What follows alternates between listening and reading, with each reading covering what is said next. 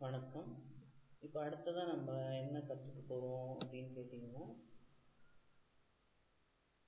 ஒவ்வொரு வீடு அல்லது பாவம் அந்த லக்னக்காரருக்கு எதெல்லாம் குறிக்கிறது அப்படின்னு பார்ப்போம்.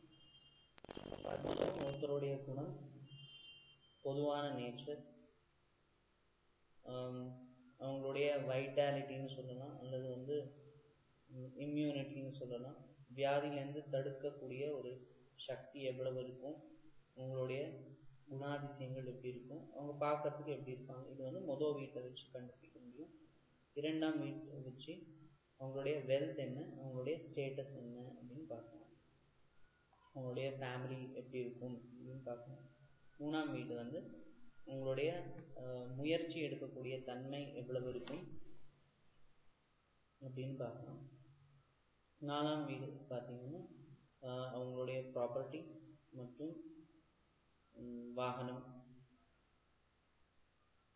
ஐந்தாம் வீடு அவங்களுடைய பாசம், புத்தி, இதெல்லாம் ஐந்தாம் வீடு புரியும். ஆறாம் வீடு அவங்களுடைய கடன், எதிரிகள், சண்டை சச்சரவு மற்றும் வியாதி, இதெல்லாம் பார்க்கணும். ஏழாம் வீடு மனைவி, ஆசைகள், காமம். எட்டாம் வீடு மரணம், கஷ்டங்கள், ஒரு டிரான்ஸ்ஃபர்மேஷன், பெரிய மாற்றுதல், இதெல்லாம் பார்க்கலாம். ஒன்பதாம் வீடு குரு, அவங்களுடைய பாக்கியம், அவங்க என்ன மதத்தை சேர்ந்தவங்க, இதெல்லாம் கண்டுபிடிக்க முடியும். பத்தாம் வீடு அவங்க செய்யக்கூடிய வேலை, அவங்களுடைய ஜென்ரல் கேரக்டர், அவங்க செய்யக்கூடிய கர்மாக்கள். பதினோராம் வீடு லாபம், ரெண்டுமே சொல்லலாம். 12ஆம் வீடு ஜெயில் யாத்திரை இல்லது ஹாஸ்பிட்டல் யாத்திரை, செலவுகள், நஷ்டங்கள், இதெல்லாம் 12ஆம் வீட்டை வச்சு கண்டுபிடிக்கணும். இது நம்ம பொதுவாக நேற்றுக்கே பார்த்துக்கோம். இன்னொரு தடவை நம்ம சொல்றோம். இப்போ அடுத்ததான் நம்ம பார்க்க வேண்டியது என்ன அப்படின்னு கேட்டிங்கன்னா,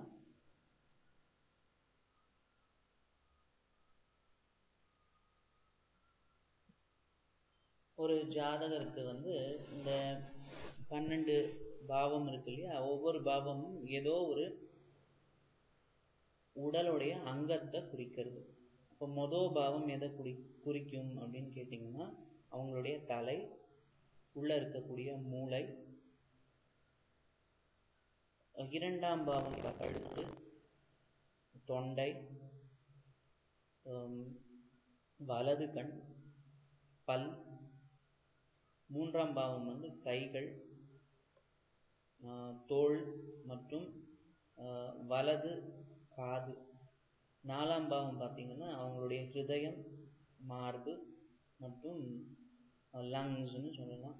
அஞ்சாம் பாவம் எதை காட்டுறது அப்படின்னு சொன்னீங்கன்னா வயறு, உள்ள இருக்கக்கூடிய பேங்க்ரியாஸ் மற்றும் டைஜஸ்டிவ் சிஸ்டம், லீவர், இதெல்லாம் அஞ்சாம் வீடு காட்டுறது. ஆறாம் வீடு எதை குறிக்கிறதுன்னு சொன்னால் லார்ஜ் இன்டெஸ்டைன் மற்றும் கிட்னி. ஏழாம் வீடு பார்த்தீங்கன்னா இந்த ஆண் பெண் உறுப்புகள், அந்த வயருக்கு கீழே இருக்கக்கூடிய மறைக்கக்கூடிய பகுதிகள். எட்டாம் வீடு எதை காட்டுறது அப்படின்னு சொன்னால் குழந்தை பிறப்புக்காக இருக்கக்கூடிய உறுப்புகள் மற்றும் ஆண்களில் டெஸ்டிகல்ஸ்னு சொல்லலாம். எட்டாம் வீடு நம்மளுடைய தொடைகளும் இடுப்பும் காட்டும். ஒன்பதாம் வீடு தொடைகளும் இடுப்பையும் காட்டும். 10ஆம் வீடு எலும்பு,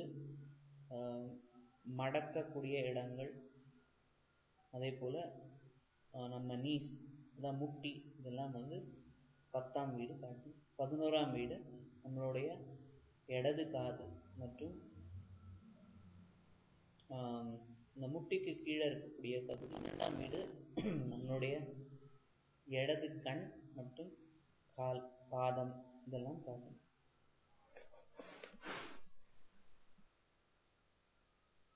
இப்போ அடுத்தது என்ன பார்க்க போறோம்னா, எந்த பாவம் நம்ம உறவுகளில் எந்த பாவம் எதை காட்டும் அப்படின்னு பார்க்கலாம்.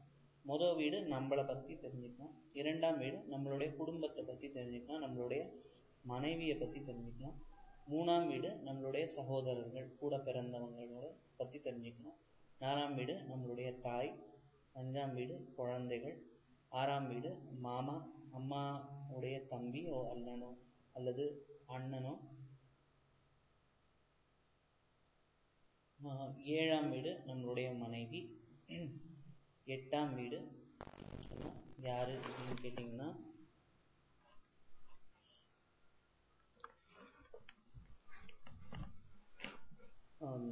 நமக்குள்ள இருக்கக்கூடிய ஒரு மாற்றுதல் எது பற்றி வருமோ அந்த விஷயத்தை பற்றி எட்டாம் வீட்டிலேருந்து தெரிஞ்சுக்கலாம். ஒன்பதாம் வீடு தந்தை, பத்தாம் வீடு ஆண் குழந்தைகள், 11ஆம் வீடு நம்மளுடைய அண்ணன் இல்லை நமக்கு முன்னாடி பிறந்தவங்க, 12ஆம் வீடு யாருக்கு அப்படின்னு 10ஆம் வீடு வந்து பெண்களுக்கு வந்து மாமியாரையும் குறிக்கும். 12ஆம் வீடு பார்த்தீங்கன்னா தாத்தாவை குறிக்கும். ஏன்னு கேட்டிங்கன்னா தந்தை, அங்கேருந்து தந்தையோடைய தாய் அப்படின்னு பார்த்தீங்கன்னா 9, 10, 11, 12. அப்போ வந்து நம்மளுடைய பாட்டியை குறிக்கக்கூடியது 12ஆம் வீடு. இப்போ இதை போல் ஒவ்வொரு உறவையும் நம்மளுடைய ஜாதகத்தை வச்சு கணிக்க முடியும். இப்போ இதை பற்றி நம்ம இன்னும் கொஞ்சம் டீட்டெயில்டாக பார்ப்போம். ஏன்னா அவங்களுடைய வாழ்க்கை எப்படி இருக்கும் அப்படின்னு யூகிக்க முடியுமா? நம்ம ஜாதகத்தை வச்சோன்னா யூகிக்கலாம், ஆனால் முழுமையான பலன்களை கூறுறது கஷ்டம், பட் யூகிக்க முடியும். இப்போ வந்து ஒவ்வொரு லக்னத்துக்கும் ஒரு கிரகம் வந்து அவங்கள ரொம்ப அதிகமாக கஷ்டத்தை கொடுத்து மரண நிலைக்கு கூட கொண்டு போக முடியும். அந்த மாதிரி இருக்கக்கூடிய கிரகங்கள் எது ஒவ்வொரு லக்னத்துக்குன்னு பார்ப்போம். இதை வந்து அப்படின்னு சொல்லுவாங்க ஜோதிடத்தில். மாரகன்னா ரொம்ப அதிகமாக கஷ்டத்தையும் கொடுப்பார், அதே போல் நம்ம மரணத்துக்கும் காரகனாக இருக்கக்கூடிய கிரகங்கள் ஒவ்வொருத்தருக்கும் ஜாதகத்தில் இருக்கு. ஏன்னா பிறப்பு அப்படின்னு ஒன்று இருந்ததுன்னா இறப்புன்னு கூடவே வந்துடுது இல்லையா? அப்போ வந்து அந்த இறக்க சூழ்நிலைகளை உண்டாக்கக்கூடிய ஒரு கிரகங்கள் எது அப்படின்னு பார்க்கணும். மேஷ லக்னத்துக்கு புதனும் சனியும், ரிஷப லக்னத்துக்கு குரு பகவானும் செவ்வாயும், மிதுன லக்னத்துக்கு செவ்வாயும் குருவும், கர்க்க லக்னத்துக்கு சுக்கிரனும் புதனும், சிம்ம லக்னத்துக்கு புதனும் சுக்கிரனும், கன்னியா லக்னத்துக்கு செவ்வாயும் குருவும், துலாம் லக்னத்துக்கு குரு, விருச்சக லக்னத்துக்கு புதன் சுக்கிரன் சனி, தனுஷ் லக்னத்துக்கு சுக்கிரன் சனி, மகர லக்னத்துக்கு செவ்வாய் குரு, மீன லக்னத்துக்கு புதன் சனி மற்றும் சுக்கிரன். இதெல்லாம் ஏன் மாரகங்கள் அந்தந்த லக்னத்துக்குன்னு கொஞ்சம் பார்ப்போம். இப்போ மேஷ லக்னம் எடுத்துட்டோம்னா புதன் வந்து 3ஆம் வீட்டினுடைய அதிபதி, அதே போல் வந்து 10ஆம் வீட்டினுடைய அதிபதி, 11ஆம் வீட்டினுடைய அதிபதி. இப்போ 11ஆம் வீடுங்கிறது நம்ம பார்த்தோம் நம்மளுடைய ஆசைகள், 3ஆம் வீடுங்கிறது வந்து நம்மளுடைய முயற்சி, அதே போல் கூட பிறந்தவங்க. அப்போ கூட பிறந்தவங்களும் நம்மளுடைய முயற்சி நம்மளுடைய ஆசைகள் நம்மளை வந்து பலவிதமான கஷ்டத்தில் கொண்டு போய் விடலாம். அதே போல தான் மற்ற லக்னத்துக்கும் காரணத்தோடு தான் இதை மாரகன்னு சொன்னாங்க.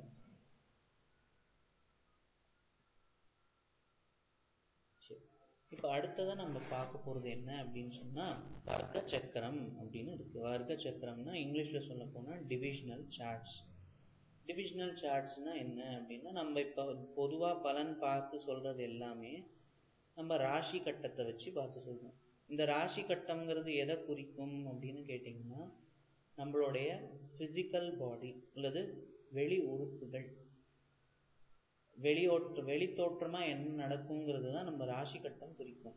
ஆனால் இப்போ நான் என்ன வேலை செய்ய போகிறேன் அப்படின்னு தெரிஞ்சுக்கணும்னு சொன்னால், நல்லா டீட்டெயில்டாக தெரிஞ்சுக்கணும்னு சொன்னால், குறிப்பாக என்ன வேலை எனக்கு நல்லது பண்ணணும்னு தெரிஞ்சுக்கணும்னு சொன்னால், இந்த வெறும் இந்த ராசி கட்டம் உதவாது. அப்போ வந்து அதுக்கு ஒரு தனியான ஒரு கட்டம் தேவை. அந்த கட்டம் எப்படி உருவாக்குறது?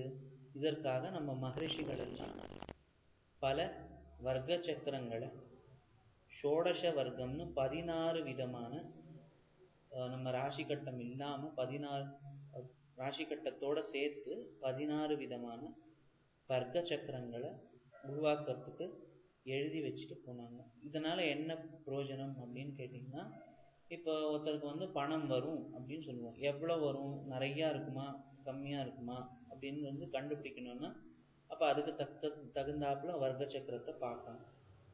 இப்போ வேலை இருக்கும், எந்த வேலை கரெக்டாக சூட் ஆகும் அப்படின்னு தெரிஞ்சுக்கணும்னா தசாம்சம் அப்படின்னு ஒரு வர்க்க அம்சம் இருக்கு, ஒரு வர்க்க சக்கரம் இருக்கு, அதை பார்க்கணும். அதே போல் திடீர்னு ஒரு கஷ்டம் வருது, திடீர்னு ஒரு மாற்றுதல் இல்லது ஒரு பிரச்சனை, அதை பற்றி தெரிஞ்சுக்கணுன்னா அஷ்டாம்சம்னு இருக்குது, அதை பார்க்கணும். அதே போல் குழந்தைகளை பற்றி தெரிஞ்சுக்கணுன்னா சப்தாம்சம் அப்படின்னு இருக்குது. குழந்தைங்களை பற்றி டீட்டெயில்டாக தெரிஞ்சுக்கணுன்னா சப்தாம்சம்னு இருக்குது. அதே போல் நமக்கு என்ன விதமான வியாதிகள் வரலான்னு தெரிஞ்சுக்கணுன்னா ஷஷ்டாம்சம் அப்படின்னு இருக்குது. அதே போல் நமக்கு நல்ல பேர் புகழ் வேலை அத்தாரிட்டி பவர் கிடைக்குமானா பஞ்சாம்சம்னு இருக்குது. ஸோ இதை போல் 16 விதமான ஷோடச வர்க்கம் அப்படின்னு சொல்லுவாங்க, வர்க்க சக்கரங்கள் இருக்குது. ஸோ இப்போ இதை நம்ம கொஞ்சம் கொஞ்சமாக தெரிஞ்சுக்கலாம். இதை பற்றி ராசிங்கிறது நம்ம பொதுவாக பார்க்கக்கூடிய ராசி கட்டம் எல்லாருக்கும் ஒரு ஜாதகத்தில் இருக்கும். இது எக்ஸிஸ்டன்ஸ் அட் ஃபிசிக்கல் லெவல். இந்த உடல் பற்றி தெரிஞ்சுக்கணும், இல்லை உடல் ரீதியாக அவங்க என்ன உழைப்பு பண்ணுவாங்க அல்லது எந்த மாதிரி அவங்களுக்கு வாழ்க்கை சூழ்நிலைகள் அமையும் அப்படின்னு தெரிஞ்சுக்கணும்னு சொன்னால் இது ராசி கட்டம் அல்லது டிவிஷனல் சார்ட் 1 அல்லது வர்க்க சக்கரம் 1 அப்படின்னு சொல்லலாம். இரண்டாவது ஹோரைன்னு பேர், ஹோரான்னு பேர். இது எதுக்காகனா நமக்கு எவ்வளவு பணம் வரும், சொத்து எவ்வளவு இருக்குன்னு தெரிஞ்சுக்கலாம். மூன்றாவது வர்க்க சக்கரத்துக்கு திரேக்கானான்னு பேர். திரேக்கானாங்கிறது நம்மளுடைய சகோதர சகோதரிகளை பற்றி தெரிஞ்சுக்கிறதுக்கான ஒரு வர்க்க சக்கரம். நாலாம் இது சதுர்த்தாம்சம்னு பேர். சதுர்த்தாம்சம்ங்கிறது எதுக்கு பார்ப்போம்னா நம்மளுடைய வீடு வாகனம் சந்தோஷம் தாய் ப்ராப்பர்ட்டி பற்றி தெரிஞ்சுக்கலாம். பஞ்சாம்சம் பேர் புகழ் அத்தாரிட்டி பவர் என்ன கிடைக்கும் அது. ஷஷ்டாம்சம் அப்படின்னா நம்மளுடைய வியாதிகளை பற்றி தெரிஞ்சுக்கலாம். சப்தாம்சம்ங்கிறது எதுக்காக அப்படின்னு சொன்னால் குழந்தைகளை பற்றி தெரிஞ்சுக்கலாம். அஷ்டாம்சம் எதுக்காகன்னா திடீர்னு நடக்கக்கூடிய பிரச்சனைகள், கோர்ட் கச்சேரி கேஸுகள், இல்லை வீடு விற்று போகிறதுக்கு காரணம், இதெல்லாம் அஷ்டாம்சத்தை வச்சு கண்டுபிடிக்க முடியும். நவாம்சம் பொதுவாக இந்த ராசி கட்டமும் நவாம்சமும் தான் நமக்கு ஜாதகத்தில் எழுதி கொடுப்பாங்க.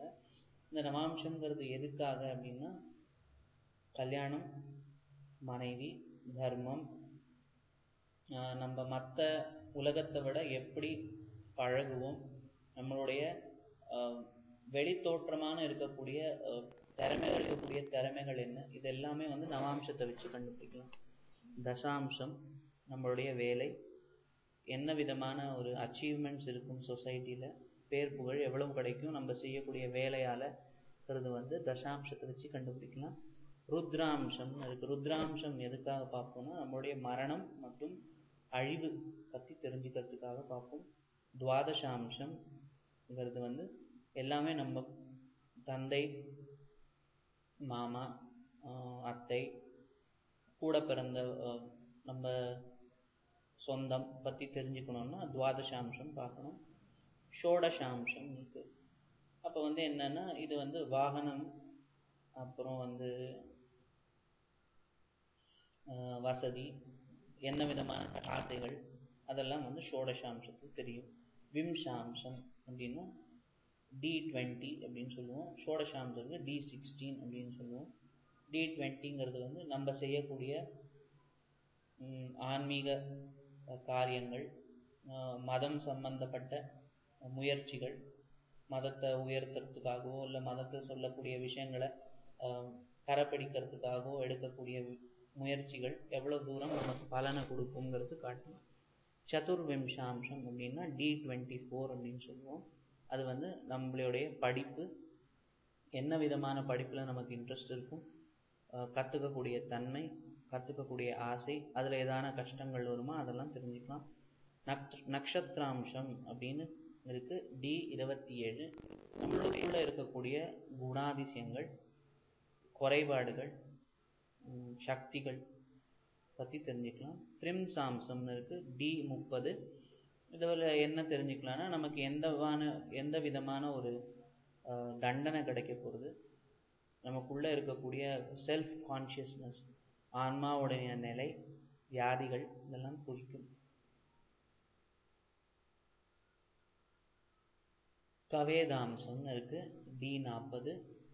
நம்ம வாழ்க்கையில் நடக்கக்கூடிய நல்ல சந்தர்ப்பங்கள், கெட்ட சந்தர்ப்பங்களை பற்றி தெரிஞ்சுக்கலாம். அக்ஷவேதாம்சம்னு இருக்குது, இது D45 அப்படின்னு இருக்குது. இது பொதுவாக எல்லா விஷயங்களை பற்றியும் இதில் வச்சு கண்டுபிடி. சக்தி அம்சம் D16 இருக்குது. நம்ம பூர்வ ஜென்மத்தில் என்ன விதமான கர்மங்கள் பண்ணோம் அதனை பற்றின விவரங்கள், அதே போல் பொதுவான பலன்கள், இந்த வாழ்க்கைக்கு அடுத்த வாழ்க்கைக்கு எல்லாமே ஷஷ்டி அம்சத்தை வச்சு கண்டுபிடிக்கணும். இது ஷோடச வர்க்கம், 16 விதமான முக்கியமான வர்க்க சக்கரம். அடுத்ததான் நம்ம பார்க்க போகிறது என்ன அப்படின்னு கேட்டிங்கன்னா,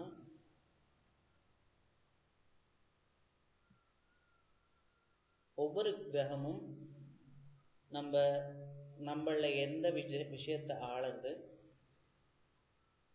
அது ஒரு ஆண் கிரகமா பெண் கிரகமா, அதனுடைய குணம் சத்வமா ரஜோகுணமா தமோகுணமா, அது என்ன வர்ணம்னு சொன்னால் பிராமணனா சத்திரியனா வைஷ்யனா சூத்ரனான்னு பார்ப்போம். அதுக்கான விஷ்ணுவுடைய அவதாரம் இது. ஏன்னா நம்ம சாஸ்திரத்தில் இந்த கிரகங்கள் எல்லாம் விஷ்ணுவுடைய அவதாரம்னு சொல்லியிருக்கு. அப்போ சூரிய பகவான் நம்ம ஆன்மாவை குறிக்கிறார். ராமர் தான் விஷ்ணுவுடைய அவதாரம், சூரியனுடைய அவதாரம். இதனுடைய குணம் क्रूரமான ஒரு குணம்.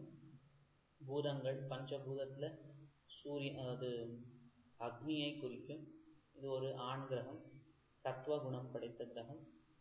தேவர்கள் யாரு அப்படின்னு கேட்டிங்கன்னா சிவபெருமான். வர்ணம் சத்திரிய வர்ணம். சந்திரன் மனசை குறிக்கும்.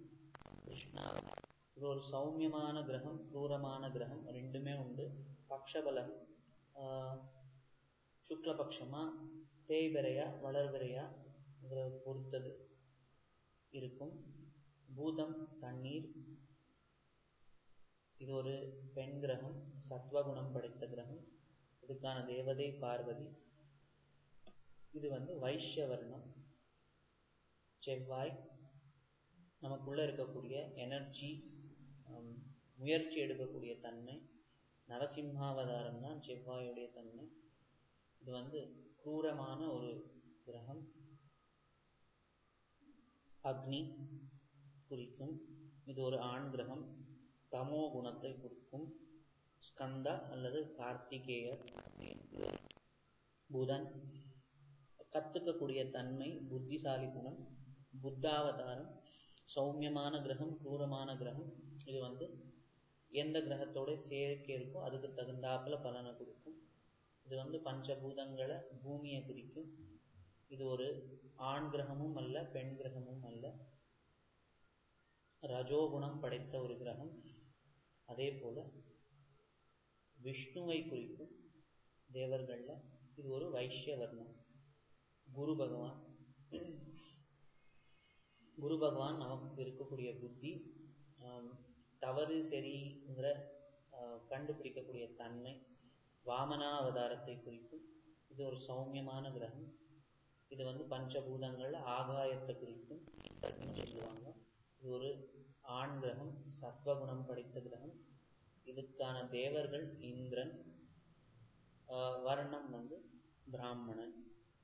சுக்ரன். இது சந்தோஷம், பொருட்கள் மேலே இருக்கக்கூடிய சந்தோஷம். பரசுராமாவதாரம். இது ஒரு சௌமியமான கிரகம், தண்ணீர் பஞ்சபூதங்களை குறிக்கும். ஒரு பெண் கிரகம், ரஜோகுணம் படைத்த கிரகம். இதுக்கான தேவதை லக்ஷ்மி. இதுவும் பிராமண வர்ணத்துக்கு சேர்ந்தது. சனி பகவான் டிசிப்ளின், பொறுமை, உழைப்பு. இதுக்கான கிரகம். அவதாரங்களில் கூர்மாவதாரத்தை குறிக்கும். क्रूரமான ஒரு கிரகம். காற்று பஞ்சபூதங்கள்ல இது குறிக்கும் கிரகமும் அல்ல, பெண் கிரகமும் அல்ல. இது ஒரு தமோகுணம் படைத்த கிரகம். பிரம்மா இதுக்கான தேவன். இது ஒரு சூத்ர குலத்தை சேர்ந்த கிரகம். ராகு இதற்கான குணம் நமக்குள்ள இருக்கக்கூடிய ஏமாற்றக்கூடிய தன்மை. வராகாவதாரம், விஷ்ணுவுடைய அவதாரம். क्रूरமான குணம் படைத்த ஒரு கிரகம்.